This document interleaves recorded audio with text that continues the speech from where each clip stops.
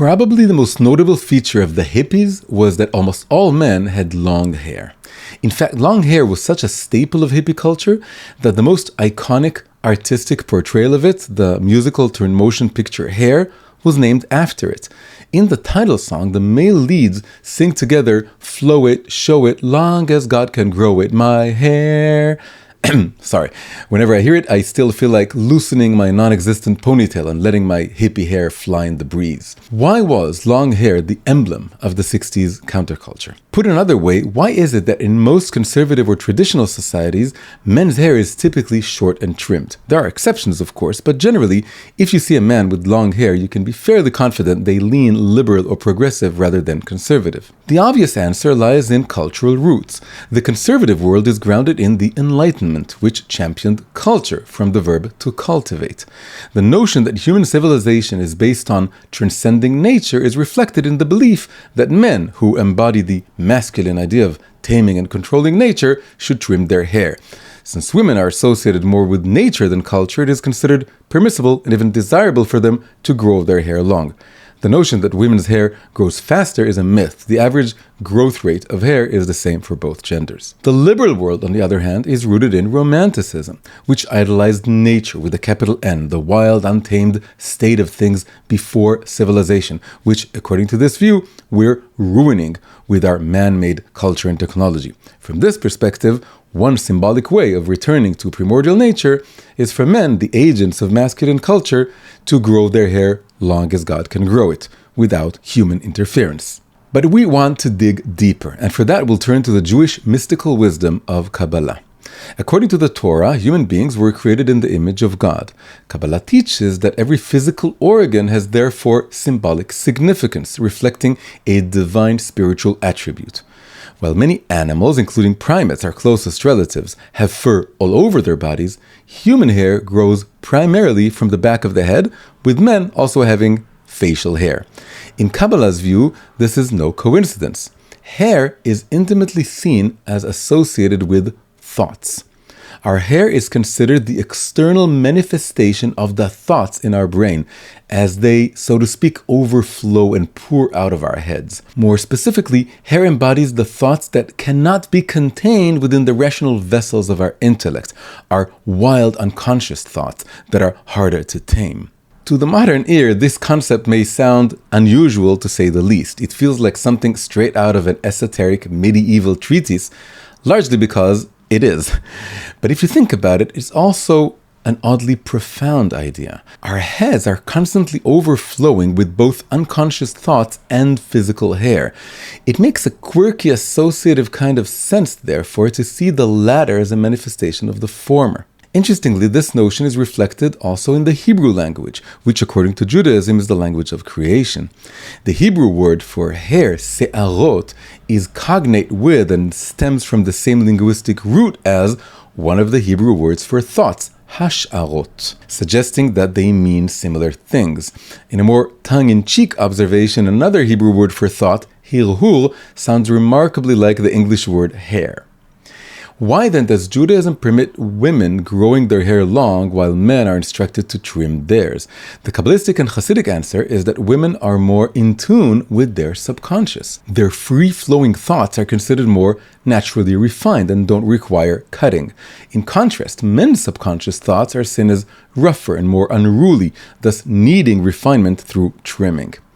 That said, Judaism does consider it more modest for women to tie up their hair. In fact, one Hebrew word for braiding hair, bniyah, is cognate with binah, which means feminine intelligence.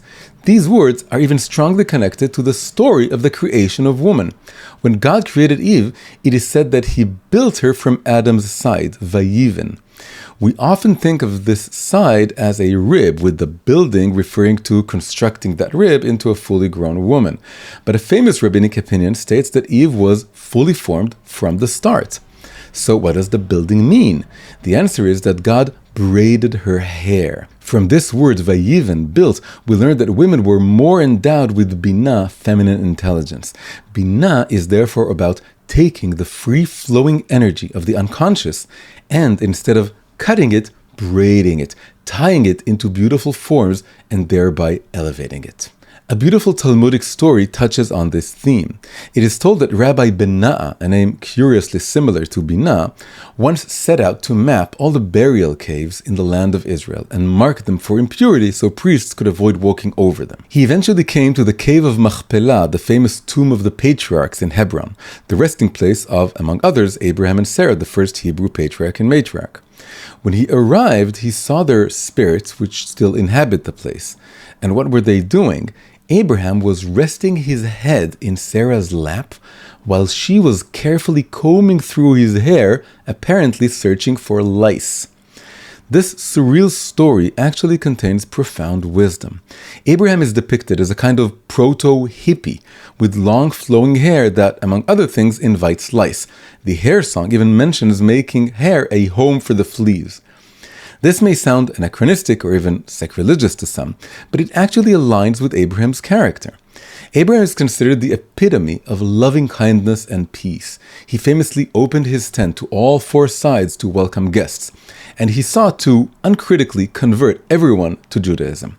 He even loved his wayward son Ishmael despite Ishmael's attempts to harm Isaac. The problem is that if these notions of peace, love, and unconditional acceptance are allowed to run wild, they invite trouble, external forces that infiltrate and, like leeches, seek to exploit their vitality. These are the so-called lice infesting Abraham's hair. This is where Sarah steps in. Sarah is considered the greater prophetess of the two. When Abraham wanted to raise Isaac and Ishmael together, Sarah insisted it was wrong and that Ishmael and his mother Hagar should be sent away. God intervened, saying, "Everything that Sarah tells you, heed her voice." Sarah recognized that while the idea of universal coexistence is noble, it doesn't always work in reality. Ishmael posed a danger and Isaac needed protection. For both their sakes, they needed to grow apart. And it wasn't just Ishmael. According to tradition, Sarah regularly vetted the converts Abraham wanted, discerning who was genuine and who was not. In the Talmudic Torah, Sarah continues playing this role. Abraham has utopian visions of universal love and world peace bursting from his head. At their core, these thoughts are holy and will be fully realized in messianic times. But their practical implementation is rife with dangers. Sarah combs through them, removing any misguided interpretations or applications that may distort them. Sarah represents the process of taking the lofty ideals of the liberal mindset, equity, social justice, gender equality, open borders, free welfare, global peace, and grounding them in reality. These ideas are good at heart, but implementing them simplistically, without foresight or nuance, often leads to dire consequences, which may even be the total opposite of the original vision. A famous case in point is, of course, communism, which began as a utopian vision of equality, but ended in dystopian dictatorships with widespread poverty and oppression. So, what can we do with the urge to grow our hair long, to flow it, show it, long as God can grow it? For women, it's permitted because their innate realism is trusted. But what about men? Here, Kabbalah and Chassidut offer an intriguing proposition. Channel that urge into facial hair rather than head hair. What do I mean? While head hair symbolizes unrectified, unconscious thought, the beard represents intentional, refined, conscious thought. I'm not saying that all men should grow beard, although I do think it would be cool. Rather, I'm saying that the hippie energy of loosening up, embracing nature, and loving every human being shouldn't be totally dismissed. It just needs to be channeled properly. Here's to the holy hippies we're meant to become.